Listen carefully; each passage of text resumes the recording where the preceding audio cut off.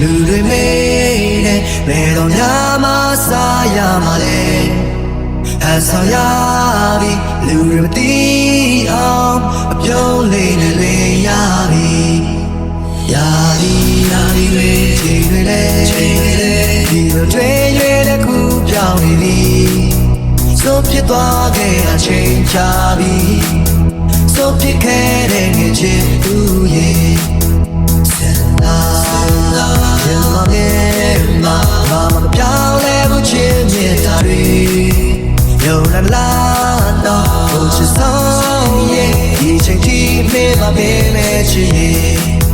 ဒီချိန်ဒီလိုချိန်ဒီစမနာနေများကြလွမ်းမိပါသည်မေးလည်းဘွားတဲ့မှာချိန်ချပြီးသာသမီမိနဲ့ပြော